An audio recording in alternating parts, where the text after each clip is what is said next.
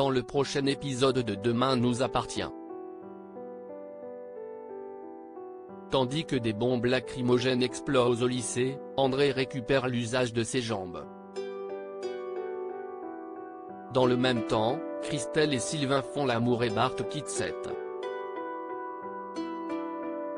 Capture d'écran TF1. Attention, les paragraphes qui suivent contiennent des spoilers sur l'épisode de Demain nous appartient diffusé demain soir sur TF1. Si vous ne voulez rien savoir, ne lisez pas ce qui suit. Mercredi 5 février dans Demain nous appartient.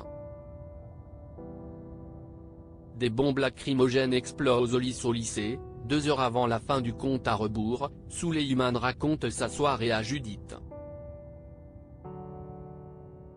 Lorsque l'adolescente observe que ce n'est pas Rose le problème mais le fait que son père soit avec une autre femme que Valérie, Suleiman admet qu'elle a raison. Plus tard, pendant qu'ils annoncent à toute la classe qu'un voyage scolaire à Rome aura lieu en avril prochain, Sandrine et Antoine reçoivent sur leur téléphone le message « Le pire est à venir ». Avec seulement 10 minutes pour faire évacuer le lycée, les proviseurs pressent leurs élèves de quitter les lieux. Bientôt, la panique s'installe alors que des bombes lacrymogènes explosent un peu partout et qu'une fumée épaisse envahit l'établissement. Sandrine fait évacuer les adolescents mais Suleiman fait une crise d'angoisse qui le fige sur place. Après qu'Antoine a réussi à exfiltrer son fils, Sophia lui indique que Manon est introuvable et ce dernier se trouve donc contraint de retourner dans les salles de cours à la recherche de la jeune fille. Dehors, tout le monde est sous le choc. Tandis que Betty voit flou, Timothée a du mal à respirer.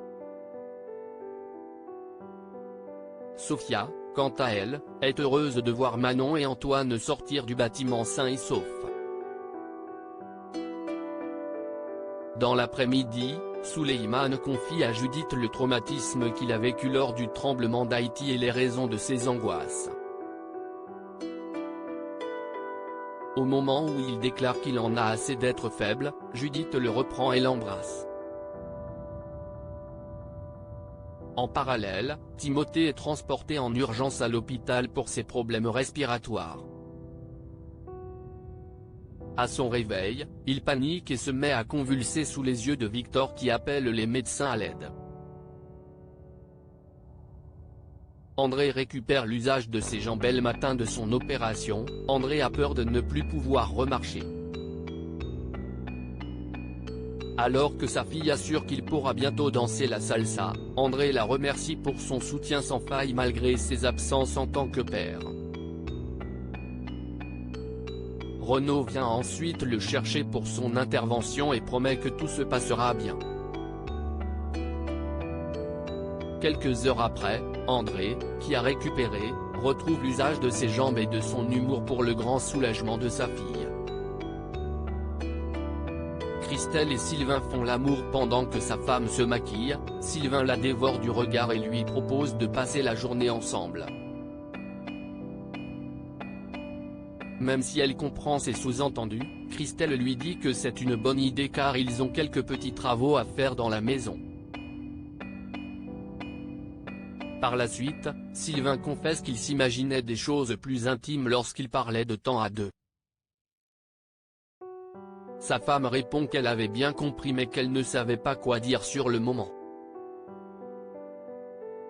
Tandis que Sylvain s'inquiète que sa femme n'ait plus envie de lui, cette dernière déclare qu'elle l'aime mais précise que c'est encore difficile pour elle.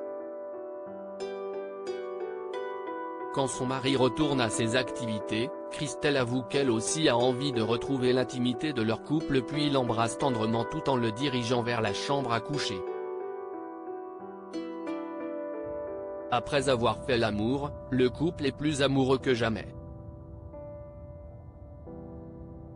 Mais leur lune de miel est de courte durée puisqu'ils reçoivent un message concernant les explosions dans le lycée de Betty.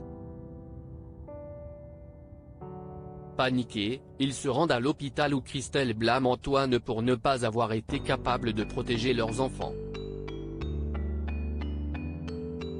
Sylvain tente de calmer sa femme et Betty révèle qu'Antoine a été extraordinaire pendant l'attaque, mais Christelle jure de ne pas en rester là si sa fille venait à avoir des séquelles.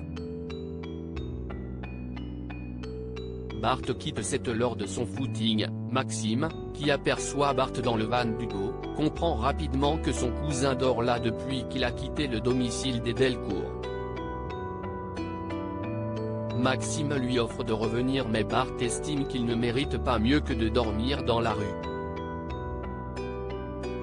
Comme il ne souhaite plus vivre à 7, Bart a décidé de se rendre à Bordeaux le soir même et ajoute qu'il restera là-bas en attendant son procès. De son côté, Flore se dirige vers Info 7 pour remercier Rose de gérer le site en son absence. Lorsque cette dernière lui demande si elle compte bientôt revenir travailler, Flore dit avoir encore besoin de recul. Ne parvenant pas à reprendre le dessus, elle s'épanche sur l'épreuve difficile qu'elle est en train de vivre. Pour elle, elle est une mauvaise mère dans la mesure où elle n'arrive toujours pas à parler à son fils sachant qu'il est pourtant au plus mal. Très à l'écoute, Rose lui conseille d'écrire à Bart en lui expliquant qu'elle a besoin de temps.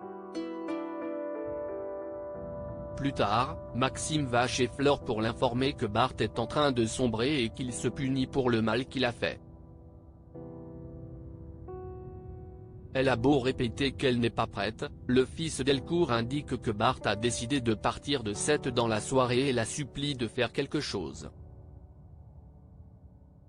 Malade de savoir son fils seul, Flore suit Maxime pour empêcher son fils de s'en aller.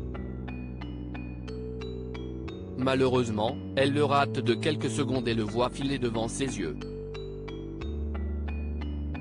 Alors qu'elle essaie de l'appeler sans succès, Bart lui envoie un message précisant qu'il ne reviendra pas et l'invitant à cesser de l'appeler.